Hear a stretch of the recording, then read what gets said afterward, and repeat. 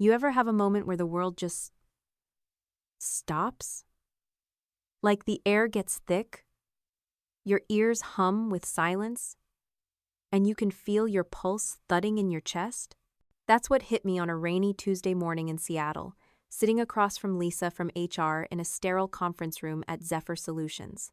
I was Sarah Thompson, 38, single mom to my incredible 11-year-old son Ethan, and for 8 years, I'd poured my heart into this company.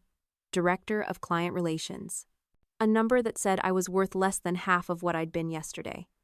A number that said Zephyr, the company I'd helped build from a scrappy startup to a tech darling, didn't care if I could feed my son. I sat there for nearly an hour, breaking. The weight of it all pressed down Ethan's medical bills, the mortgage, the way I'd convinced myself that working harder would keep us safe. I thought of my ex, Jason, who'd walked out 5 years ago for a freer life in Portland with some barista named Willow. I'd rebuilt everything after that, brick by brick, for Ethan. For us. And now, Horizon Innovations, the faceless giant that bought Zephyr, was tearing it all down. But something else stirred in that car, something raw and quiet. A spark. I pulled out my phone and opened the Notes app. My hands were shaking, but I started typing. Not a resignation letter or a budget plan. Just words. A flood of them. How it felt to be gutted by a company I'd trusted. How it felt to sit in a parking garage, wondering if I'd failed my son. I wrote about the betrayal, the fear, the way that number $56,000 felt like a slap across my face. It wasn't polished. It wasn't professional. It was real. Then, I did something I hadn't done in years. I wrote a poem, just a few lines, scribbled in the dim light of my phone. They took my worth, they took my pay, but not my heart, not today. I read it aloud, my voice cracking, the words echoing in the empty car.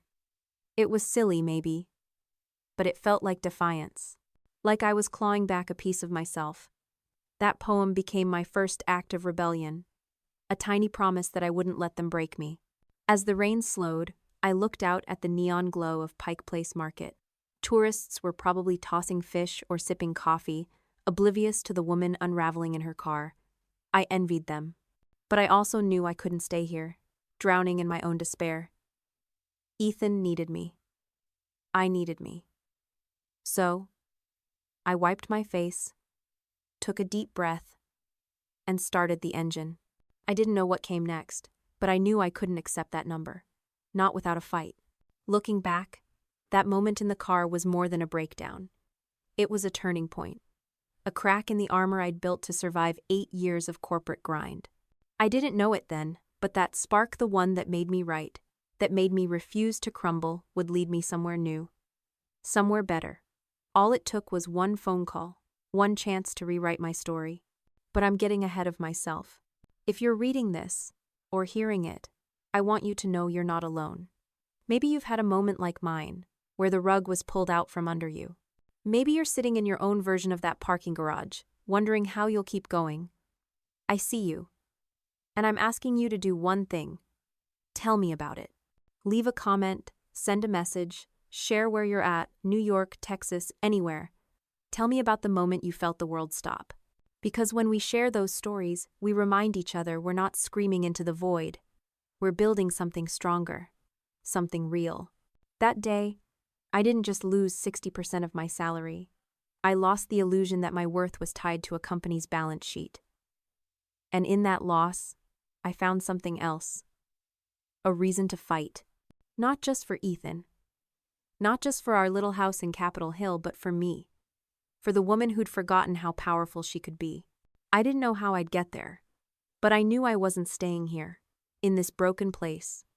One phone call, one spark, was all it would take. And it was coming. A title I'd earned through late nights, missed school plays, and a stubborn belief that I was building something bigger than myself. But that morning, everything I thought I knew about my life crumbled with one piece of paper. Lisa slid it across the table, her nails tapping nervously on the cheap wood.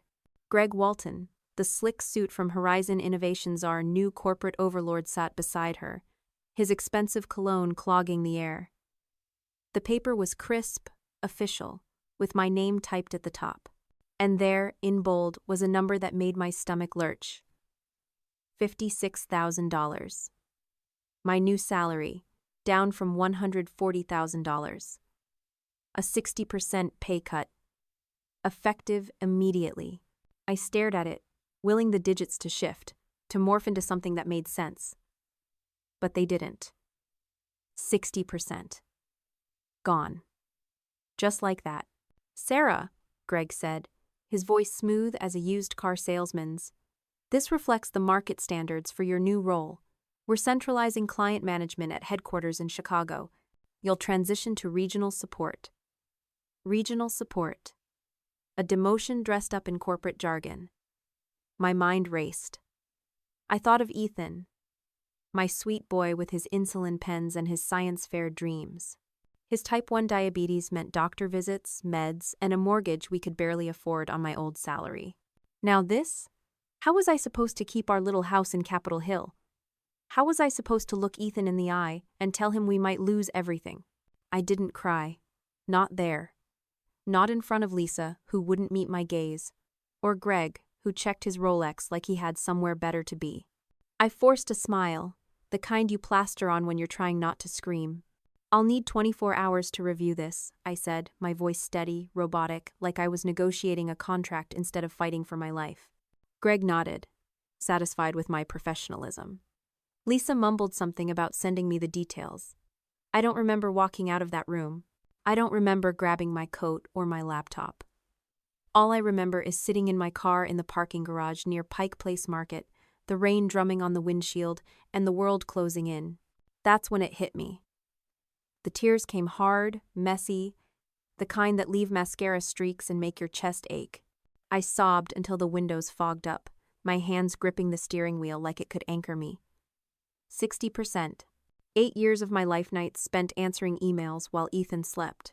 Weekends at the office instead of at his piano recitals. Vacations postponed because the client needed me, and this was what I got. I used to believe in dreams you could touch. Not the fluffy kind you chase in your sleep, but the kind you build with sweat, late nights, and a fire in your gut that says you're changing the world. That's what Zephyr Solutions was to me when I walked through its doors 8 years ago. A scrappy tech startup in Seattle, tucked in a loft near the Space Needle, with just 15 people who thought they could outsmart the big dogs. But the next day, another crisis would pull me back. A client, a deadline, a chance to prove I was indispensable.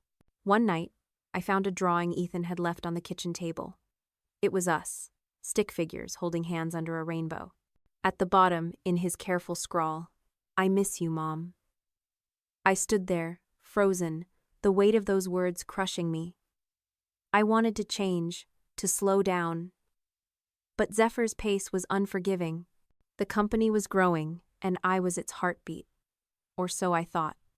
I didn't know then that dreams could turn into traps, that giving everything to a company could leave you empty. To cope, I started something new. Something just for me. I called it my sacrifice jar. It was a mason jar on my nightstand, filled with scraps of paper. Each time I missed something for work, Ethan's piano recital, a dinner with friends, a quiet evening to myself, I wrote it down and dropped it in. Missed Ethan's science fair, March 2018. Skipped yoga class, April 2019. Cancelled Yellowstone, June 2020. The jar grew heavy. A tangible reminder of what I was giving up. Sometimes I'd pour the scraps out and read them, each one a tiny cut. It wasn't about guilt. It was about seeing the truth. I was losing myself to a dream that might not be mine anymore. Looking back, I see the irony. I thought I was building a legacy for Ethan, but I was missing his childhood. I thought Zephyr valued me, but I was just a cog in their machine. The arcade machine broke. The coffee ran out. Rachel's promises faded as we chased bigger deals, bigger clients. By the time Horizon Innovations bought us, I was already stretched thin, running on fumes. But I kept going, believing my loyalty would protect me, believing my sacrifices would matter. If you're listening, I want you to think about your own sacrifices. What have you given up for your job, your dream? Maybe it's time with your kids, your health, your hobbies. Try this. Start your own sacrifice jar. Write down what you're losing, even the small things. Read them when you're alone. Ask yourself, is it worth it? Because I learned the hard way that no company, no matter how shiny, can give you back the moments you miss. You deserve to know what you're trading away. Those 8 years at Zephyr made me who I was, but they also broke me open. I gave everything, my energy, my time, my heart, thinking it would keep Ethan and me safe. But safety built on sacrifice is fragile. When that paper slid across the table, when Horizon told me I was worth 60% less, it wasn't just my salary they cut. It was my illusion that Zephyr was my home. That betrayal hurt, but it also woke me up. I wasn't just a director, a cog, a number. I was Sarah Thompson, a mom, a fighter, a woman who'd built relationships that no corporate takeover could erase. And soon, one phone call would remind me of that power. But first, I had to face the storm that was coming. I was Sarah Thompson, 30 then, a single mom with a 6-year-old son, Ethan, and a heart full of ambition. I didn't just join Zephyr. I poured my soul into it. But looking back, I see now what it cost me. The dream took everything: my time, my health, my moments with Ethanand.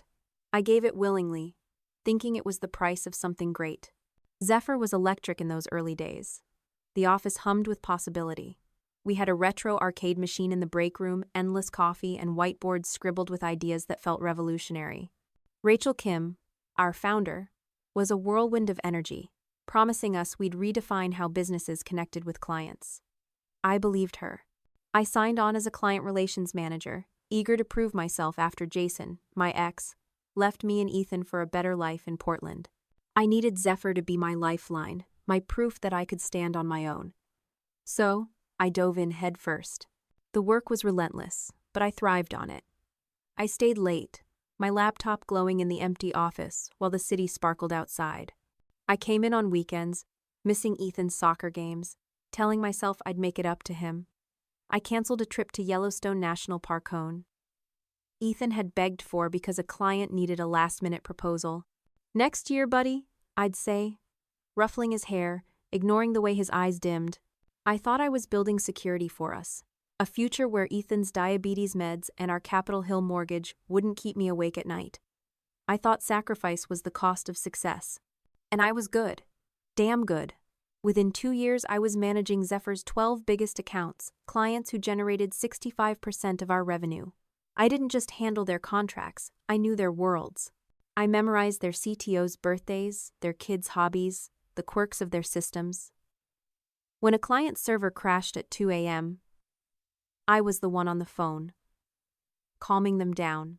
When a deal stalled, I flew to their headquarters, Dallas, Boston, Atlanta, closing it with a handshake and a smile. Those relationships weren't just business. They were mine, built on trust I'd earned through years of showing up. By year 4, I was promoted to Director of Client Relations, leading a team of 10.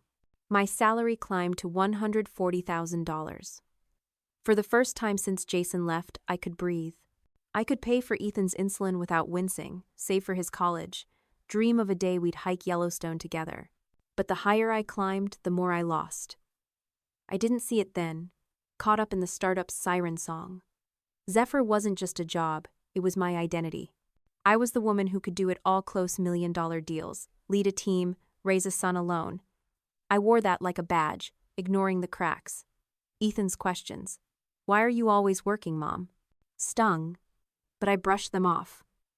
I'd sit at his bedside after he fell asleep, guilt gnawing at me, promising I'd be better. There's a kind of betrayal that doesn't hit you all at once. It creeps in, slow and quiet, like a fog rolling over Seattle's waterfront, until you realize you're lost in it. That's what happened when Horizon Innovations bought Zephyr Solutions, the company I'd given 8 years of my life to. I'm Sarah Thompson, 38, single mom to my 11-year-old son Ethan, and until that takeover, I was the Director of Client Relations at Zephyr, a scrappy tech startup near the Space Needle. I was unraveling, and I hated myself for it. I'd built Zephyr to keep us safe, but now it was breaking us apart. One night, I hit a wall. Ethan was asleep, and I was scrolling through LinkedIn, seeing posts from former colleagues who'd left Zephyr before the takeover. They were thriving: new jobs, new cities, new lives. I felt stuck, chained to a company that didn't feel like mine anymore. That's when I found it, an online support group for tech workers hit by corporate acquisitions. It was a virtual space, a mix of Zoom calls and private forums, where people shared their stories, lost jobs, crushed dreams, fights to rebuild. I joined anonymously, calling myself Seattle Mom 38, and for the first time, I wasn't alone. There was Mark, a coder from Austin whose startup got gutted by a buyout. Priya, a designer in San Francisco who lost her team. David, a manager in Chicago who'd been forced to fire his best friends. Their voices, raw and real, became my lifeline. I'd sit in my bedroom, headphones on, listening to their stories, typing out mine. I gave 8 years, I wrote. Now I'm scared I'll lose everything. My house, my son's future, myself. The group gave me more than comfort. It gave me perspective. I saw how acquisitions like Horizon's weren't just business deals. They were power plays that chewed up people like me. I learned about post-acquisition purges, where companies cut costs by slashing staff, banking on survivors like me to pick up the slack.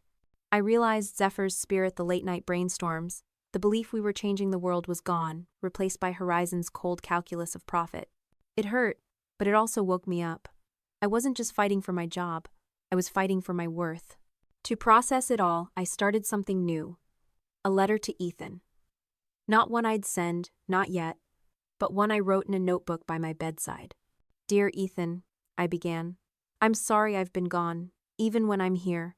I thought I was building a future for us, but I lost sight of you. I promise I'll find my way back. Each night, I'd add a line or two, pouring out my regrets, my hopes, my love. It was my way of anchoring myself, of remembering why I was still fighting. The letter grew, page after page, a quiet vow to be the mom Ethan deserved. If you're out there, listening to this, I want you to know you don't have to face your fog alone. Maybe your workplace has changed. Maybe the promises you believed in have turned to dust. Find your people. Join a group, online or in person, where you can share your story. It doesn't have to be big, just a few voices who get it. And try this. Write a letter to someone you love, even if you never send it. Tell them what you're carrying, what you're fighting for. It'll remind you who you are when the world tries to forget. I'd built my world, their relationships with clients, a team I loved, a salary that kept Ethan's insulin stocked and our Capitol Hill home secure. But when Horizon came, with their slick promises and corporate handshakes, everything I'd trusted turned to dust. The Horizon takeover didn't just break Zephyr, it broke my illusions. I'd thought loyalty would protect me, that my clients, my team, my sacrifices would matter. But Horizon didn't see me as Sarah Thompson, the woman who'd built relationships that powered their profits. They saw me as a line item, a cost to cut. That realization was a wound, but it was also a spark. I wasn't ready to give up, not on Ethan, not on myself. Somewhere in that fog, a phone call was waiting, one that would light the way forward. But first, I had to face the hardest truth. The company I loved was gone, and I had to decide who I'd become without it. It started with an all-hands meeting in Zephyr's open-plan office, the one with the broken arcade machine and the coffee stains on the carpet. Rachel Kim, our founder, stood on a makeshift stage, her voice bright but her eyes avoiding ours. "This is a new chapter," she said, gesturing to the Horizon execs in their tailored suits. "Their resources will take us to the next level." The room clapped, caught up in the buzz of scale and opportunity. But I sat there, my stomach twisting. Rachel, who'd once stayed up with me brainstorming at 2 a.m., couldn't look at me. Later, I learned why. She'd walked away with $4 million, her equity fully vested, while ours, mine, my team's, was reduced to pennies, locked in a 4-year vesting schedule under Horizon's terms. The first few months weren't awful, just disorienting. We got new email signatures, new expense forms, new meeting schedules that ate up half the day. The arcade machine was hauled away, replaced by a water cooler nobody used. The coffee went from free to coin-operated. Small things, but they chipped away at Zephyr's soul, the soul I'd poured my heart into. I tried to stay focused, to keep my 12 biggest clients happy, the ones who brought in 65% of our revenue. I told myself we'd adapt, that I could shield my team of 10 from the changes. I was wrong. Then the redundancy assessments began. That's what Horizon called them. A sterile phrase for firing people. First, they cut the junior staff bright kids fresh out of college. Gone overnight. Then, middle managers, people I'd trained, people with kids and mortgages. Each time, an email landed in our inboxes, signed by some faceless VP, talking about streamlining operations and leveraging synergies. Each time, another desk sat empty, no goodbyes, just a void where a person used to be. My team shrank from 10 to 4, but the workload didn't. If anything, it grew heavier. Clients still expected me to answer their calls at midnight, to fly to Dallas for a handshake, to fix their crises. I was working 70-hour weeks, my laptop a constant companion in our Capitol Hill living room, its glow lighting up the dark while Ethan slept. The toll was brutal. I'd wake up at 3 a.m., heart racing, answering emails to prove I was still valuable. I'd sneak into the office bathroom between meetings, splashing water on my face to hide the panic attacks. Ethan noticed. "Mom, why are you so tired?" he'd ask, his brown eyes searching mine. I'd smile, say, "Just work, buddy," and change the subject.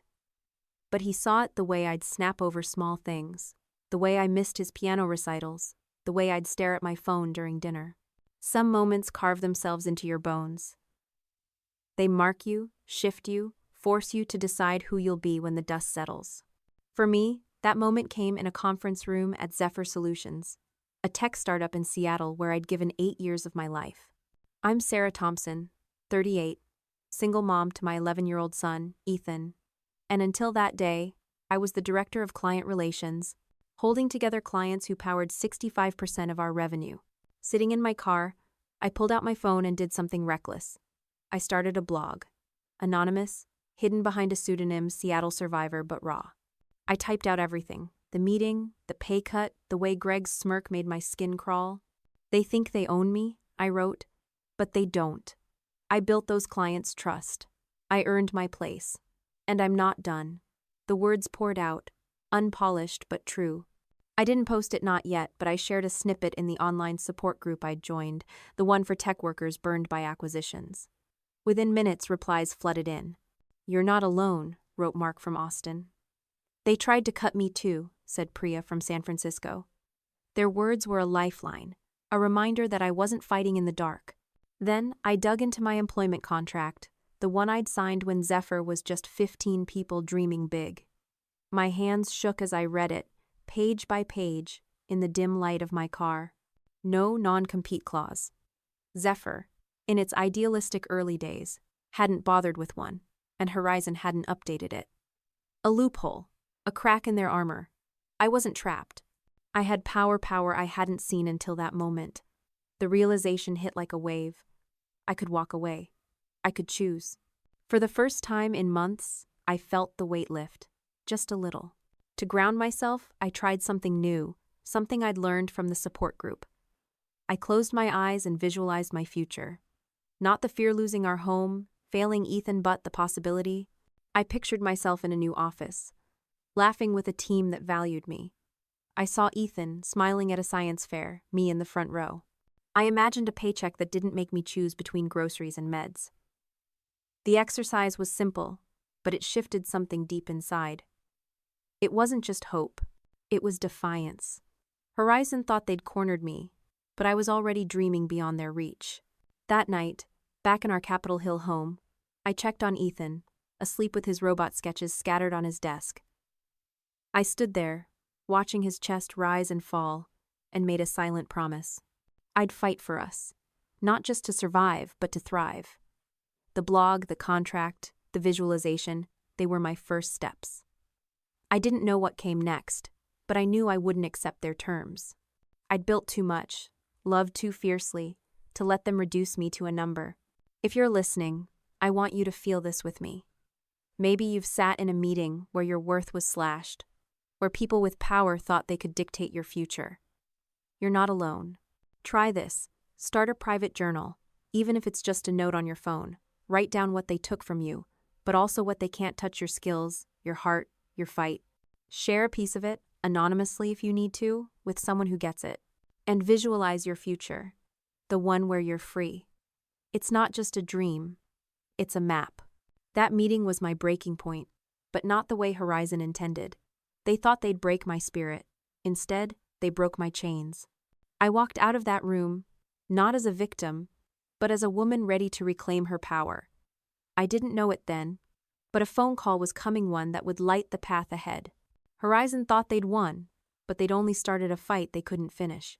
But when Horizon Innovations, our new corporate owners, called me in for a quick touch base, I walked into a trap that would either break me or set me free. The room was cold, the kind of sterile space that smells of whiteboard markers and regret. Lisa from HR sat across from me, her fingers fidgeting with a pen. Greg Walton, Horizon's golden boy with his polished shoes and smug grin, leaned back in his chair, exuding the confidence of someone who'd never worried about paying for a kid's insulin. They didn't waste time. Lisa slid a paper across the table, my name typed at the top, and there it was, $56,000. My new salary, down from $140,000. A 60% pay cut, effective immediately. The air left my lungs. I stared at the number, my mind scrambling to make sense of it. This wasn't just a cut, it was an execution. Sarah, Greg said, his voice dripping with fake sympathy. We're realigning your compensation with market standards. Client management is moving to our Chicago headquarters. You'll shift to a regional support role. Regional support. A demotion wrapped in buzzwords. My role, my clients, my team, everything I'd built, was being stripped away. I thought of Ethan, my boy with his diabetes and his dreams of building robots. Our Capitol Hill home, the mortgage I could barely cover before. His meds, his future. How was I supposed to keep us afloat on $56,000? How was I supposed to look him in the eye and say we'd be okay? I didn't scream. I didn't cry. Not there. I swallowed the panic, forced my face into a mask of calm. I'll need 24 hours to review this, I said, my voice steady, though my heart was pounding so hard I thought it might crack my ribs. Greg raised an eyebrow, amused by my restraint. Lisa nodded, avoiding my gaze, muttering about sending a follow-up email. They thought they had me. They thought I'd bend. A single mom with a kid who needed me. A mortgage that chained me. They were wrong. As I walked out, my legs felt like they belonged to someone else. The office buzzed around, me phones ringing, keyboards clacking. But it was all distant, like I was underwater. I grabbed my bag, my coat, and drove to the parking garage near Pike Place Market. The same place I'd fallen apart days before. But this time, something was different. The tears didn't come. Instead, a fire sparked, small but fierce. I wasn't just a number on their spreadsheet. I was Sarah Thompson, the woman who'd closed million-dollar deals, who'd memorized clients' birthdays, who'd kept Zephyr alive through sheer will. They couldn't take that from me. Sometimes, hope arrives in the smallest moments. A flicker in the dark, a voice you didn't expect, pulling you back from the edge. For me, that moment came in a parking garage near Pike Place Market, rain streaking down my windshield, just hours after Horizon Innovations tried to gut my life with a 60% pay cut. As I hung up, a spark ignited in my chest, the first real hope I'd felt in months. But with it came fear. What was I doing? Jumping to a competitor could burn bridges, ruin my reputation. I thought of Ethan, asleep in our Capitol Hill home, his robot sketches scattered on his desk. What if I failed him? What if this was a mistake? To quiet the noise, I did something new. I opened my phone's voice recorder and started an audio message for Ethan, one I'd save for later, when he was older.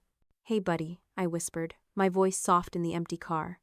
I'm scared right now, but I'm fighting for us. For you. I'm going to make things better, I promise. Recording it felt like a vow, a way to anchor myself to the boy who deserved more than a mom always on the edge. Driving home, I stopped at a gas station and pulled out a notebook. I started another new habit. A gratitude list. Not for the big things, those felt too far away, but for the small ones. Mia's call, I wrote. Ethan's smile this morning. the rain on my windshield, reminding me I'm still here. It was simple, but it shifted something. Gratitude didn't erase the fear, but it gave me ground to stand on. I tucked the notebook away, paid for gas, and headed home to pack. Ethan was with his babysitter, and I left a note. Back tomorrow, buddy. Love you. Science fair next week, I'll be there. I meant it. This wasn't just about a job. It was about taking back my life. The drive to Santa Monica was long, the highway stretching dark and endless. I played Mia's voicemail on repeat, her words a beacon. Nathan's been asking about you. Me. Not my title, not my clients, but me.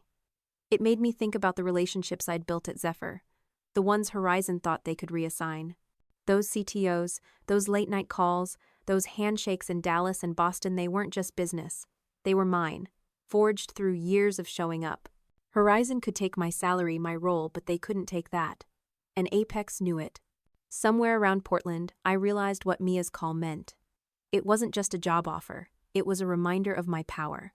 I'd spent months feeling small, crushed by Horizon's layoffs, my team's shrinking numbers, the panic attacks in the bathroom. But Mia saw me as more than a cog in their machine.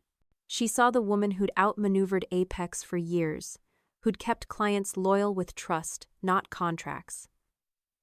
That woman was still here, even if I'd forgotten her. If you're listening, I want you to hear this. Hope can find you when you least expect it. Maybe it's a call, an email, a friend who sees what you've forgotten. Don't ignore it. And try this. Record a message for someone you love, even if you don't send it. Tell them what you're fighting for. Write a gratitude list, even when life feels heavy. Those small acts, they're not just coping. They're claiming your strength. And reach out to someone you've lost touch with. A colleague, a mentor, anyone. You never know who's waiting to throw you a lifeline. Mia's call didn't fix everything. I still had to face Nathan Brooks, still had to decide if I could leap to Apex without looking back. But it cracked open a door I'd thought was locked. I wasn't just a single mom scrambling to survive. I was Sarah Thompson. A woman with options, with power, with a network that stretched beyond Horizon's reach. As I crossed into California, the stars bright overhead, I felt it, the spark of hope, growing into a flame. I'm Sarah Thompson, 38, single mom to my 11-year-old son, Ethan, and until that day, I was the director of client relations at Zephyr Solutions, a Seattle tech startup I'd given 8 years to. I was still reeling from the meeting with Lisa from HR and Greg Walton, Horizon's corporate enforcer, who'd slid a paper across the table, slashing my salary from $140,000 to $56. Ling. One conversation, one drive, one chance. That's all it would take to change everything. I'd held it together in that sterile conference room, but in my car, the weight of it all. Ethan's diabetes meds, our Capitol Hill mortgage, my own worth threatened to crush me. Then my phone rang, and everything changed. It was Mia Lopez, a colleague who'd left Zephyr 6 months earlier, before Horizon's takeover turned our dream into a nightmare. I almost didn't answer. My hands were still shaking, my face streaked with mascara from the tears I'd let loose earlier. What was the point? My life was imploding. How could a catch-up call help? But something made me pick up. Maybe it was desperation. Maybe it was instinct. "Hey, stranger," I said, forcing a lightness I didn't feel, my voice barely steady. "Sarah," Mia said, her tone urgent. "I've been trying to reach you all week. Have you checked your LinkedIn messages?" I hadn't. I'd been too busy keeping clients happy, my team afloat, my world from collapsing. "Listen," she went on. "I'm at Apex Dynamics now. You know, Horizon's biggest competitor? My boss, Nathan Brooks, has been asking about you. We need someone with your client expertise. Are you open to a conversation?" The words hit like a lifeline thrown into a storm. Apex Dynamics. I knew them, Zephyr's rival, the company we'd outmaneuvered for years, thanks to the relationships I'd built with our top 12 clients. My mind raced. A conversation. A chance. But doubt crept in. Sharp and cold. Was I betraying Zephyr, the place I'd poured my heart into? The late nights, The missed piano recitals for Ethan, the sacrifice hadn't they meant something? Then I remembered Greg's smirk, Lisa's averted eyes, the $56,000 that said I was disposable. Zephyr wasn't mine anymore. Horizon had made that clear. Actually, I said, my voice steadier now, I think tonight would work. Can you set something up with Nathan? Mia paused, then laughed, a sound that felt like sunlight. I knew you'd say that. I'll text Nathan now. He's in Santa Monica this week. Can you meet him there tomorrow morning?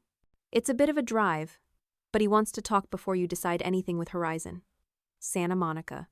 A 6-hour drive from Seattle. I glanced at the clock. 4 p.m. If I left soon, I could make it by midnight, find a cheap motel, and meet Nathan fresh in the morning. It was impulsive, reckless even, but it felt right. Book it, I said, I'll be there. There are moments when the universe hands you a mirror, forcing you to see yourself not as you fear you are, but as you could be. For me, that moment came in a sunlit cafe in Santa Monica, 400 miles from my Seattle home, after a 6-hour drive fueled by hope and desperation.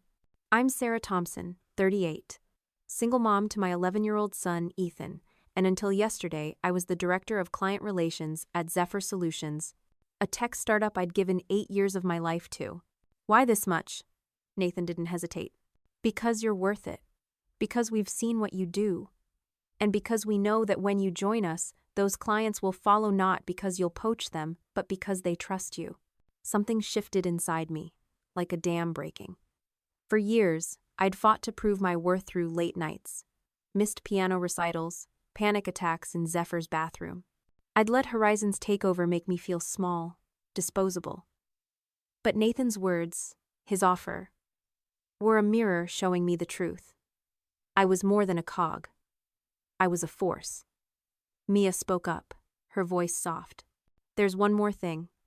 We've heard Horizon plans to move client services overseas in 6 months. These pay cuts? They're to push people out. Avoid severance. You're not just saving yourself, Sarah. You're saving your future. I took a sip of coffee, buying time to process. This wasn't just a job. It was a chance to rewrite my story, to show Ethan what it meant to stand up. But it was also a risk. Leaving Zephyr, joining a rival that could burn bridges, invite lawsuits. I thought of my old contract, the one with no non-compete clause, a lucky oversight from Zephyr's early days. I thought of the blog I'd started, Seattle Survivor, where I'd poured out my anger anonymously. I thought of Ethan, asleep in our Capitol Hill home, deserving a mom who fought for better. I need to see your office, I said finally. Meet the team, but I'm interested. Nathan smiled. Let's go now. We're ready for you. To mark the moment, I started something new. A value board. Back in my motel room that night, I grabbed a sheet of paper and wrote down what made me valuable no just to Apex, but to myself. Trust, I wrote. Resilience. Love for Ethan. I added skills. Closing deals. Building relationships. Seeing the big picture. It was a simple exercise, but it grounded me, reminded me I wasn't defined by Horizon's betrayal. I also kept up my gratitude list, adding Nathan's belief in me, Mia's call, this chance. These rituals, small, deliberate, were becoming my armor. That evening, I called my best friend, Carla, and invited her to a thank you dinner when I got back to Seattle. Not to celebrate yet, but to honor the people who'd held me up, Mia, Carla, the online support group. I wanted to sit around a table, share stories, laugh, remind myself that my network wasn't just professional. It was personal, built on love and loyalty. Carla laughed when I told her. You're gonna be fine, Sarah. Better than fine. If you're listening, I want you to feel this moment with me. Maybe you're waiting for your own offer, your own mirror to show you your worth. It's coming. Try this. Make a value board. Write down what makes you undeniable, your skills, your heart, your fight. Keep a gratitude list, even for the small wins. And plan a thank you dinner with the people who lift you up. Tell them what they mean. Because your worth isn't just in your job. It's in the connections you build, the trust you earn, the life you create. Horizon Innovations, our new corporate owners, had just slashed my salary by 60%, from $140,000 to $56,000 in a meeting that left me reeling. But a phone call from Mia Lopez, a former colleague, had sparked a possibility. A meeting with Nathan Brooks, CEO of Apex Dynamics, Zephyr's biggest rival. As I walked into that cafe, my heart pounding, I didn't know I was about to be offered not just a job, but a chance to reclaim my worth. That meeting in Santa Monica wasn't just about a job. It was about seeing myself clearly for the first time in years. I wasn't Horizon's victim. I was Sarah Thompson, a woman with power, with options, with a son who deserved everything. As I drove back to Seattle, the offer letter in my bag, I knew the fight wasn't over. Horizon wouldn't let me go quietly, but I was ready. One meeting, one mirror, had changed everything. The Westside Cafe was quiet, the kind of place where freelancers tapped away on laptops, and the air smelled of espresso and ocean salt. Nathan Brooks was easy to spot, tall, silver at the temples, dressed in a crisp polo that said confidence without arrogance. Mia sat beside him, her warm smile, a lifeline in the storm of my nerves. I smoothed my blazer, the one I saved for closing big deals, and took a deep breath. "Sarah Thompson," I said, shaking Nathan's hand, my voice steadier than I felt. "I've heard a lot about you," he replied, his eyes sharp but kind. "From Mia, and from every client we've tried to steal from Zephyr over the years. Sit down, tell me what's happening." So, I did. I told him everything. Horizon's takeover, the layoffs that cut my team from 10 to 4, the 70-hour weeks that left me answering emails at 3 a.m. in our Capitol Hill home. I told him about the meeting with Lisa from HR and Greg Walton, the paper that slashed my salary, the way they expected me to train my replacement before they outsourced my job overseas. I told him about Ethan, my boy with his diabetes and his robot sketches, and how that $56,000 felt like a betrayal not just of me, but of him. Nathan listened, his face unreadable but attentive, while Mia nodded, her presence a quiet anchor. When I finished, the weight of it all hung in the air, raw and heavy. Nathan leaned forward, his voice low but firm. "Sarah, we've been watching you for years. We've lost 7 major contracts to Zephyr because of you.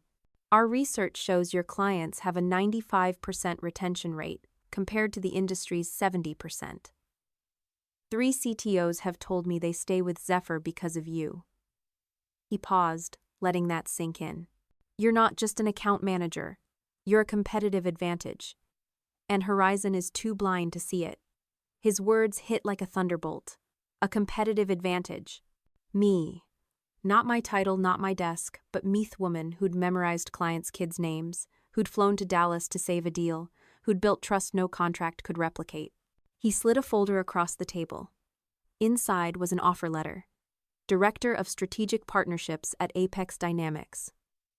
Base salary, $170,000. Annual bonus potential, 20%. Full health benefits, covering Ethan's insulin and doctor visits completely. Stock options. A $30,000 signing bonus if I started within 2 weeks. I stared at the numbers, my breath catching. This was $30,000 more than I'd made at Zephyr, 3 times what Horizon offered. "Why?" I asked, my voice barely a whisper. There's a kind of strength that blooms in the quiet moments, when you stand at a crossroads and choose yourself. For me, that strength came alive in a Seattle conference room, under the fluorescent glare of Zephyr Solutions' office, where I'd given 8 years of my heart. I'm Sarah Thompson, 38, single mom to my 11-year-old son, Ethan, and until that morning, I was the director of client relations, managing clients who powered 65% of Zephyr's revenue. The original Zephyr agreement, never updated after the acquisition. Notice periods match severance zone week, since you never offered more. And since my pay was cut by 60%, all transition requirements are waived. Greg's face flushed, an ugly red. Lisa looked like she wanted to vanish. "You can't just walk out," Greg sputtered. "You have responsibilities." "Watch me," I said, turning to the door. I paused, one last thought. Oh, and I've accepted a position with Apex Dynamics. Since Zephyr never had a non-compete, and Horizon never asked me to sign one, I start Monday. Greg's expression went blank. a cold fury that sent a chill through me. "You're making a mistake," he said, his voice low. "We'll review your communications, your client interactions. If we find even a hint of poaching or proprietary data, we'll bury you in court." I met his gaze, unflinching. "I haven't taken anything that doesn't belong to me. My relationships, the trust I've built over 8 years, those are mine. And I'm taking them with me." I walked out, my heart pounding, the office a blur around me.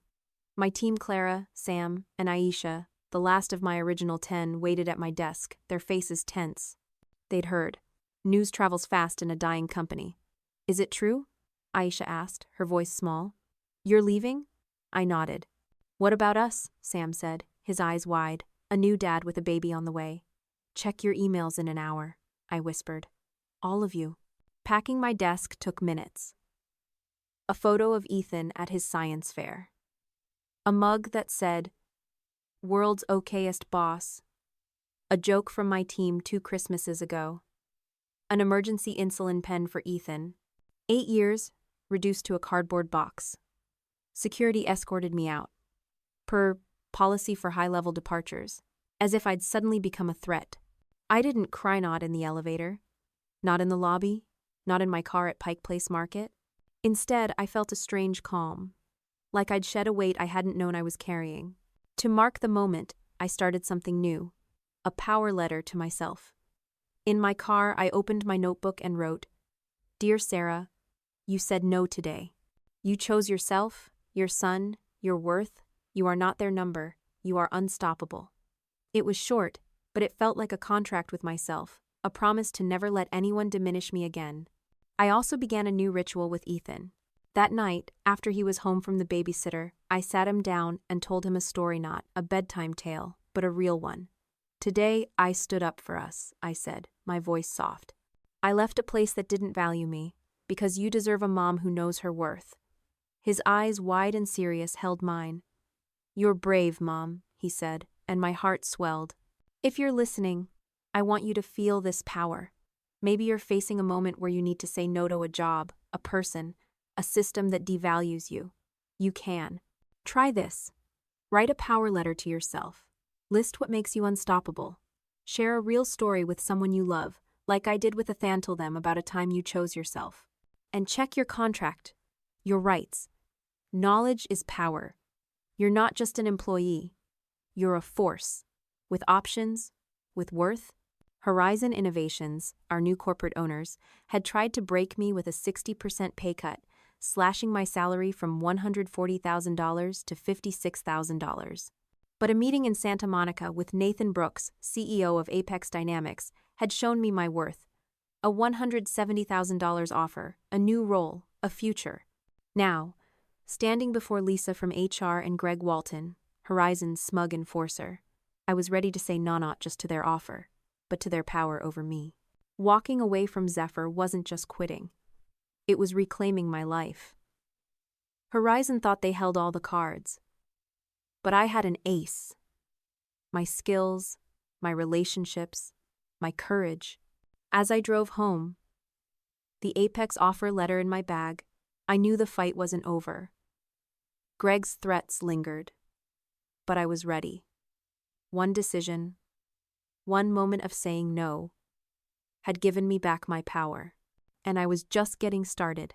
The room felt smaller than before, the air thick with tension. Lisa clutched a folder with my name on it, her eyes fixed on the table.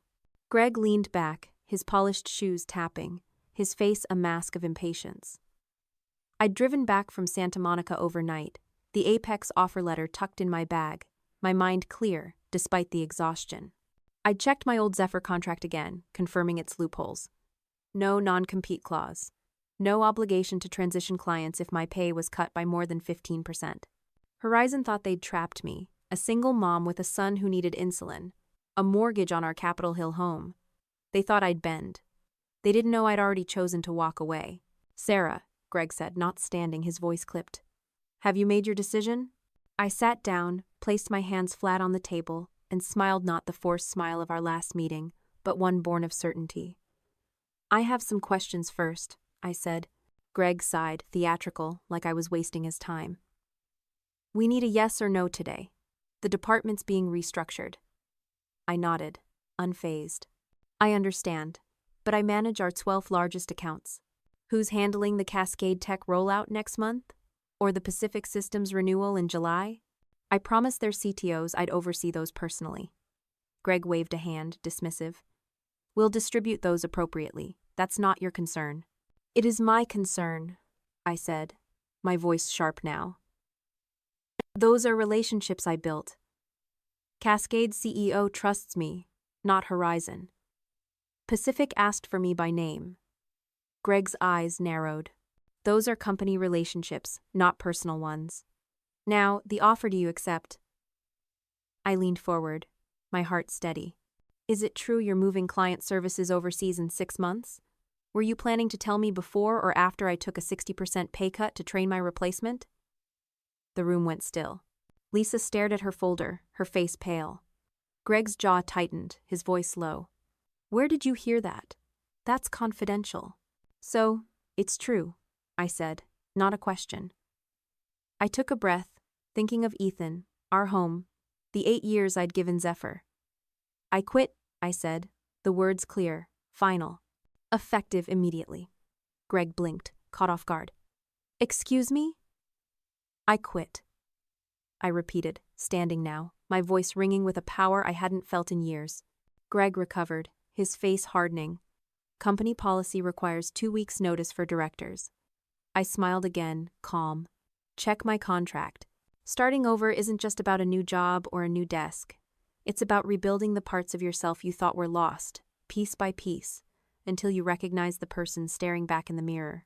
For me, that rebuilding began the day I walked into Apex Dynamics, Zephyr Solutions' biggest rival, with a signed offer letter and a heart full of cautious hope. But this wasn't about revenge. It was about integrity. At Apex, I found a culture that valued people, not just profits. Team meetings weren't about synergies, but about ideas. Nathan checked in, not to micromanage, but to listen. I could breathe here, and that breath let me rebuild my life outside work.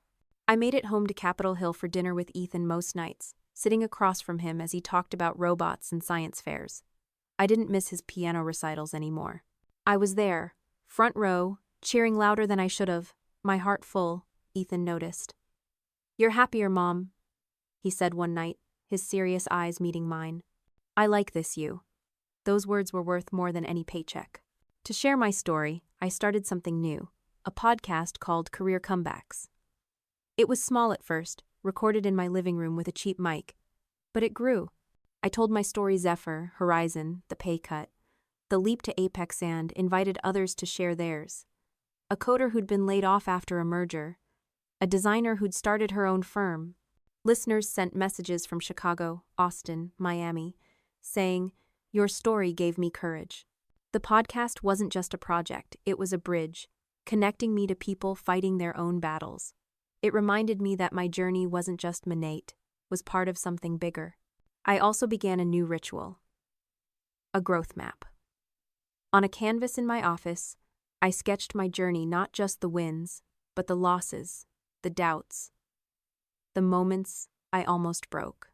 A line for Zephyr's early days, a dip for Horizon's takeover, a peak for Apex's offer. I added milestones. Ethan's science fair, front row. First podcast episode. It wasn't art, but it was truth, a visual reminder of where I'd been and where I was going. I encouraged my team to make their own, pinning them up in our break room. They became conversation starters, stories of resilience we shared over coffee. This new life wasn't perfect. I worried about Horizon's threats. Greg Walton's promise to bury me in court lingered like a shadow. But Nathan's legal team was ready, and my old Zephyr contract, with its lack of a non-compete, was ironclad. I carried guilt too, for Aisha and others I couldn't bring to Apex. But I sent her job leads, wrote her a glowing reference, and promised to help however I could. Those ties, those promises, kept me grounded. If you're listening, I want you to feel this with me. Maybe you're starting over, or dreaming of it. You can rebuild. Not just your career, but your life. Try this. Start a project to share your story, a blog, a podcast, even a journal. Your voice matters. Make a growth map to sketch your journey, the highs and lows.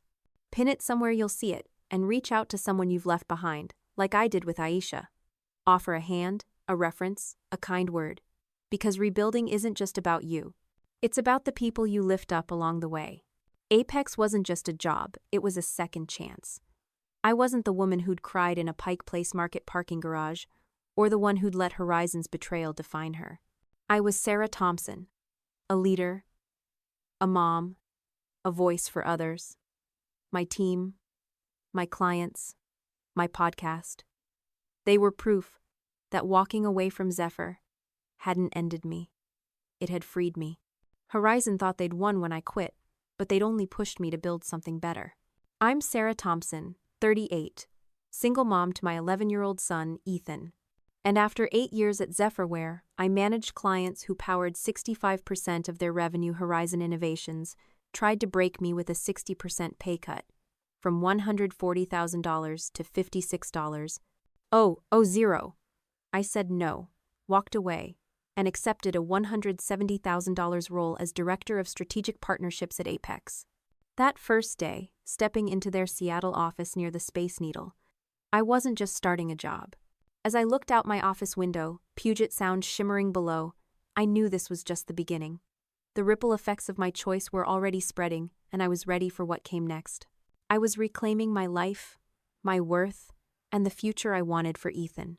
The Apex office was a world apart from Zephyr's fading startup charm. Glass walls, sleek furniture, and a hum of purpose replaced the broken arcade machine and coin-operated coffee of my old workplace. Nathan Brooks, Apex's CEO, greeted me with a handshake and a smile that felt genuine, not corporate. "Welcome, Sarah," he said. "Your office is ready." My office. Not a cubicle, not a shared desk, but a space of my own, with a view of Puget Sound sparkling in the distance. It felt like a promise, a place where I could rebuild. Mia Lopez, my former Zephyr colleague who'd sparked this chance with a single phone call, gave me a quick hug. "You're home now," she whispered. And for the first time in months, I believed it. My new role was daunting but thrilling. As Director of Strategic Partnerships, I was tasked with strengthening Apex's client relationships, leveraging the skills I'd honed at Zephyr. But Nathan didn't just hand me a playbook. He gave me freedom to build a team, to shape strategies, to make Apex's clients feel as valued as I'd made Zephyr's. I started by hiring 2 familiar faces. Clara and Sam, survivors from my Zephyr team who'd quit days after I did, fed up with Horizon's betrayal. Aisha, my 3rd Zephyr teammate, stayed behind, her visa tied to Horizon, but we kept in touch, her texts a reminder of the bonds we'd forged. Within weeks, my Apex team grew to 20, a mix of veterans and new talent, all hungry to prove themselves. Leading them felt different, less like surviving, more like creating. The clients came faster than I expected. Within 6 months, 6 of Zephyr's 12 biggest accounts, Cascade Tech, Pacific Systems, and 4 others moved to Apex. Not because I poached them. I was meticulous about ethics, never initiating contact. But relationships matter. Trust matters. Cascade's CEO called me directly, saying, "Sarah, we're not staying with Horizon. They don't get us like you do." Pacific CTO emailed, frustrated with Horizon's new overseas team. "We need you," he wrote. Each call, each email, was a validation not of my ego, but of the work I'd done. The nights I'd spent learning clients' worlds, their kids' names, their dreams. Horizon thought they could reassign that trust. They were wrong. Some choices are like stones dropped in a pond, sending ripples far beyond what you can see. When I walked away from Zephyr Solutions, saying no to Horizon Innovations' 60% pay cut, I thought I was saving myself and my son Ethan. But that decision, fueled by a single phone call from Mia Lopez and a meeting with Apex Dynamics CEO Nathan Brooks, did more than change my life. It sent waves through an industry, shifting how companies valued people like me. To amplify the impact, I started something new, a free salary negotiation workshop for women in tech. Held monthly at a community center near Pike Place Market, it taught strategies I'd learned the hard way, how to research market rates, counter lowball offers, walk away when needed. The first session had 15 women, nervous but eager, from coders to project managers. By the third, we had 50, a mix of ages and backgrounds, sharing stories of being undervalued. One woman, a 25-year-old analyst, hugged me after landing a $20,000 raise. "You showed me I could ask," she said. Those workshops weren't just classes. They were a movement, empowering women to demand what they deserved. I thought of Ethan, watching me from the back of the room sometimes, learning what it meant to stand up. The ripples reached Ethan too. At 11, he saw his mom transform from the tired woman who'd cried in a parking garage to someone who laughed more, who was home for dinner, who cheered at his science fairs. I started a new ritual, a legacy letter to him, written in a leather journal I kept on my nightstand. "Dear Ethan," I wrote, "I want you to know why I fought. Not just for us, but for everyone who feels small. Your courage, your dreams, they'll change the world someday. I'm building a path for you." I added to it weekly, capturing lessons I hoped he'd carry. Know your worth, lift others, never let anyone dim your light. I didn't plan to give it to him yet, maybe when he graduated high school, but it was my way of ensuring my ripples would touch his future. Horizon's changes weren't enough to undo the damage. Many of Zephyr's original staff left, their trust broken. But the industry noticed. Tech blogs mentioned Horizon's missteps in Seattle, citing anonymous employee accounts from my blog.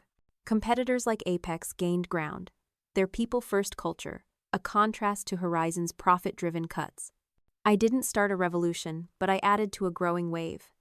Workers demanding better. Companies learning that loyalty isn't free.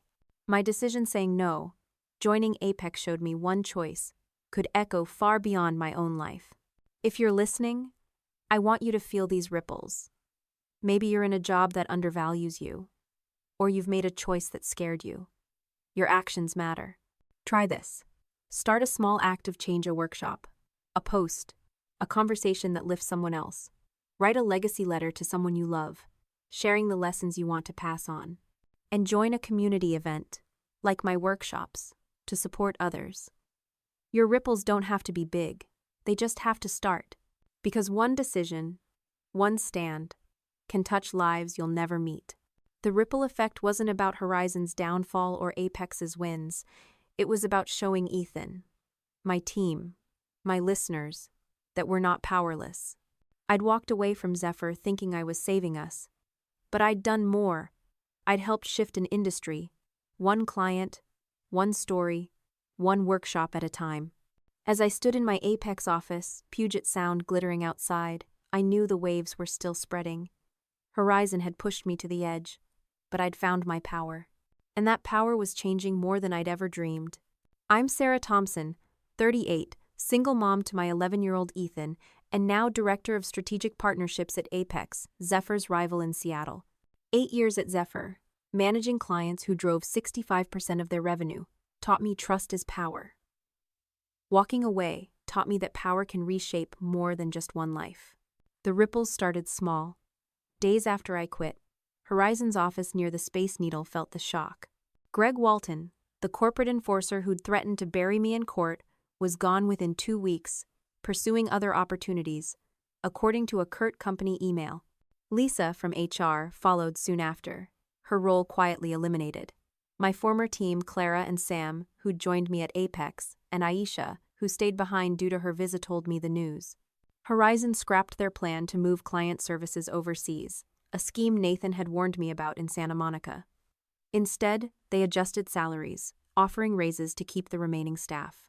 It was too late for many, including me, but it was a victory, proof that one person's stand could force a giant to rethink. The clients were the next wave. 6 of Zephyr's 12 biggest accounts, Cascade Tech, Pacific Systems, and 4 others moved to Apex within 6 months. Not because I reached out. I was careful, ethical, letting them come to me.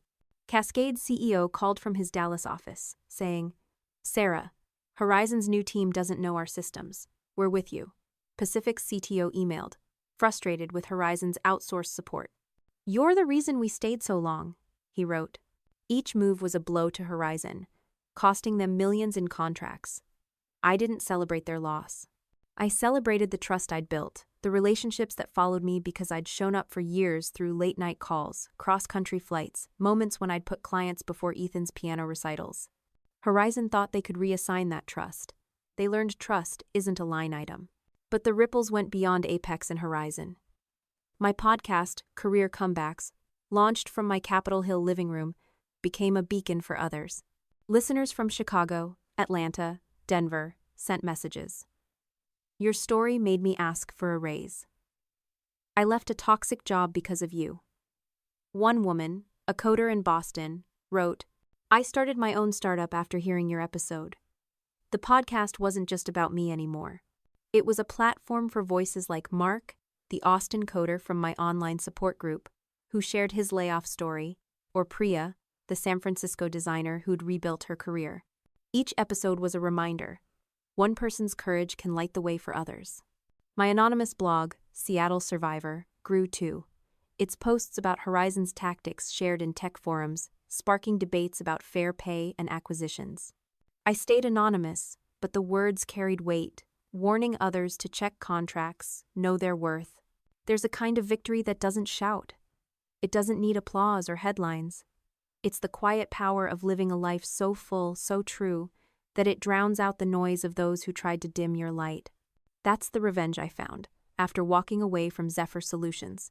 After saying no to Horizon Innovation's attempt to slash my salary by 60%, from $140,000 to $56,000. To mark this chapter, I started something new, a promise letter to myself. Handwritten on thick paper, sealed in an envelope I keep in my desk, it reads, Sarah, you chose yourself. You built a life where Ethan thrives, where you inspire, where you're enough. Keep choosing you. I wrote it late one night. Puget Sound dark outside. As a vow to never let anyone diminish me again. I also launched a mentorship program through my workshops, pairing young women in tech with leaders like Mia and Nathan. The first mentee, a 22-year-old coder, landed her dream job at a startup. You showed me I could dream bigger, she told me, and I cried, because that's the legacy I want, not revenge, but possibility. Ethan feels it too. At 11, he's seen his mom go from exhausted to empowered. We have a ritual now. Every Sunday, we sit on our Capitol Hill porch, sipping hot cocoa, and talk about our dreams. He wants to build robots that help kids like him, with diabetes. I want to grow my workshops, maybe take Career Comebacks national. Those moments, his voice bright with ideas, are my true victory. I'm not just surviving anymore. I'm showing Ethan what it means to live fully, to choose courage over fear. Horizon thought they held all the power that day they slid that paper across the table. They thought $56,000 would silence me, that a single mom with a mortgage and a sick kid would have no choice. They didn't know I'd find my strength in a Santa Monica cafe, in Nathan's offer, in Mia's call. They didn't know I'd turn my pain into a podcast, a blog, a movement. They didn't know that saying no would lead me here to a life where I'm home for Ethan's bedtime, where I mentor others, where I know my worth. If you're listening, I want you to feel this victory. Maybe you're in a job that makes you feel small, or you're scared to choose yourself. You have power. Try this. Write a promise letter to yourself, vowing to honor your worth. Seal it, keep it close. Read it when you doubt. Start a small act of giving back, a mentorship, a kind word, a community project, and talk to someone you love about your dreams, like I do with Ethan. Your life, lived fully, is your loudest answer to those who underestimate you. The real revenge isn't about Horizon's losses or my gains. It's not the clients who followed me, the workshops I lead, or the office with a view. It's this. I discovered I'm enough. I stood up, not to destroy, but to create a life where Ethan and I thrive, where others find courage through my story, where every day proves I'm more than a number. Last week, I drove past Zephyr's old office, now just another Horizon outpost. I didn't feel anger. I felt peace. They pushed me to my breaking point. But I didn't break. I built. And that life, speaking louder than words, is the sweetest revenge of all. I'm Sarah Thompson, 38, single mom to my 11-year-old son Ethan, and now vice president of strategic partnerships at Apex Dynamics, Zephyr's rival in Seattle. 8 years at Zephyr, building relationships that powered 65% of their revenue, taught me my worth. A phone call from Mia Lopez, a meeting with Nathan Brooks, and a leap to Apex showed me how to claim it. But the real revenge? It wasn't Horizon's losses or my new title. It was building a life that speaks louder than their betrayal ever could. 3 years after that day, in a Pike Place Market parking garage, where I cried until my windows fogged, my world looks different. At Apex, I lead a team of 22, a vibrant mix of talent, including Clara and Sam, my Zephyr survivors who followed me. My office overlooks Puget Sound, its waters catching the Seattle sunrise, a daily reminder of the light I fought for. My salary, far beyond what Zephyr ever paid, lets me cover Ethan's insulin, our Capitol Hill mortgage, and a college fund for his robot-building dreams. But the numbers aren't the win. It's the time I have now dinners with Ethan, front row seats at his piano recitals, cheering at his science fairs with signs that make him blush. "You're embarrassing, Mom," he says, grinning, and I laugh, because being there, fully present, is everything. This life didn't come from tearing Horizon down. Yes, they stumbled Greg Walton and Lisa gone, their overseas outsourcing plans scrapped, millions lost when 6 of my clients moved to Apex. But that wasn't my goal. My podcast, Career Comebacks, and my anonymous blog, Seattle Survivor, weren't about revenge either. They were about truth, about sharing how I stood up and inviting others to do the same. Listeners from Miami to Minneapolis wrote, saying my story pushed them to negotiate raises, leave toxic jobs, start businesses. My salary negotiation workshops at a Pike Place Community Center empowered women to demand their worth, one securing a $25,000 raise, another leaving a dead-end role. Each victory, theirs and mine, was a quiet defiance of Horizon's belief that we're disposable. The real revenge is in the life I've built, not the one I left behind. It's in Ethan's laughter when we bake cookies, flour dusting our Capitol Hill kitchen. It's in the growth map on my office wall, charting my journey from Zephyr's betrayal to Apex's trust, with milestones like Ethan's science fair, front row, and first workshop. 50 women. It's in the community I've found my Apex team, my podcast listeners, the women I mentor. Last month, I ran into Rachel Kim, Zephyr's founder, at a tech conference near the Space Needle. She hugged me, her eyes soft with regret. "I should have protected you," she said. "Leaving was your best move." I smiled, echoing Horizon's cold mantra. "It's business, Rachel, nothing personal." But that was a lie. It's always personal, our work, our worth, our lives. 3 years ago, in a rain-soaked parking garage near Pike Place Market, Sarah Thompson sat in her car, her world unraveling. A single mom of 38, raising her 11-year-old son, Ethan, in their modest Capitol Hill home, she'd given 8 years to Zephyr Solutions, a Seattle tech startup where she was director of client relations. Sarah's story is a testament to the power of one choice. When Horizon tried to diminish her, she chose herself not with anger, but with courage. She rebuilt at Apex, not just a career, but a life where she's present for Ethan, where her voice lifts others, where her worth is undeniable. Meeting Rachel Kim, Zephyr's founder, years later, Sarah felt no bitterness, only peace. "It's business," she said, but her life proved its personal work, love, legacy, all intertwined. The real revenge wasn't Horizon's millions lost or Greg's firing. It was Sarah's joy, her impact, her refusal to be small. What's the lesson here? It's this. Your worth isn't tied to a paycheck, a title, or a company's approval. It's in you, your skills, your heart, your ability to choose. Sarah's story teaches us that when life pushes you to the edge, you have power to push back, to build something better. It's not about revenge, but about living so fully that those who doubted you can't help but see your light. This lesson is timeless, but it's urgent now. In a world where workplaces can feel like battlegrounds, where economic pressures and corporate games make us question our value. For you, listening in 2025, here's how to apply it. First, know your worth. Write a value board like Sarah did. listing what makes you undeniably your talents, your resilience, your care for others. Pin it where you'll see it daily. Second, build your network. Reach out to a colleague, a mentor, someone like Mia, and nurture those ties. They're your lifeline when the ground shifts. Third, share your story. Start a journal, a blog, a podcast, even if it's small. Your truth can inspire someone in Austin or Atlanta to stand taller. Fourth, give back. Mentor a coworker, volunteer at a community center, or teach a skill. Like Sarah's workshops, your impact creates ripples. Finally, choose yourself. If a job, a boss, a system devalues you, say no. It's scary, but as Sarah learned, one choice a phone call, a leap can change everything. Sarah's life now, with Ethan's laughter in their Capitol Hill kitchen, her team thriving at Apex, her workshops empowering women, is proof. You have that power too. Your worth is not what they pay you. It's what you build, who you lift, how you live. So, stand up, choose yourself. Let your life speak louder than their doubts. The ripples you create will carry you and others further than you ever dreamed.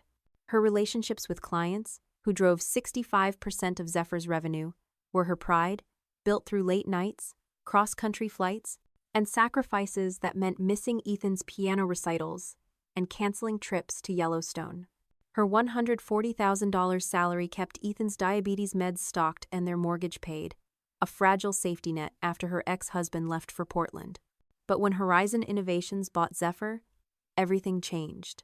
In a sterile conference room, Lisa from HR and Greg Walton, Horizon's corporate enforcer, slid a paper across the table. A 60% pay cut, from $140,000 to $56,000, effective immediately. It wasn't just a number. It was a betrayal, a declaration that Sarah's worth, her heart, her hustle, her life was disposable. That moment could have broken her. The tears came, fierce and raw, fogging her car windows as she grappled with the fear of losing their home, failing Ethan, losing herself. But Sarah didn't break. She wrote a poem in that car, a defiant whisper of resilience. She started a journal, pouring out her pain, and later a blog, Seattle Survivor, sharing her truth anonymously. She found solace in an online support group for tech workers burned by acquisitions. Their stories a lifeline in her darkest hours. When Mia Lopez, a former Zephyr colleague, called with a chance to meet Nathan Brooks, CEO of Apex Dynamics, Zephyr's rival, Sarah drove 6 hours to Santa Monica, her heart pounding with hope and fear. There, Nathan offered her a mirror, a $170,000 role as Director of Strategic Partnerships, recognizing her 95% client retention rate as a competitive advantage Horizon ignored. He revealed Horizon's plan to outsource her job overseas, confirming the pay cut was a ploy to push her out. Sarah returned to Seattle, armed with her old Zephyr contract non-compete clause, no obligation to stay after such a cut. She faced Greg and Lisa, declared, "I quit," and walked away, Apex's offer in her bag. Horizon's threats of lawsuits loomed, but Sarah stood firm, taking only the trust she'd earned, the relationships she'd built. At Apex, she thrived, building a team of 20, including Clara and Sam from Zephyr, and watching 6 major clients follow her not through poaching, but through loyalty. Her podcast, Career Comebacks, and her blog sparked a movement, inspiring workers from Chicago to Denver to demand their worth. Her salary negotiation workshops at a Pike Place community center empowered women, one securing a $25,000 raise, another leaving a toxic job. Horizon faltered, Greg and Lisa gone, outsourcing scrapped, salaries adjusted, but Sarah's victory wasn't their loss. It was her life. Dinners with Ethan, front row seats at his science fairs, a mentorship program for young women in tech, a growth map charting her journey, a promise letter vowing to always choose herself.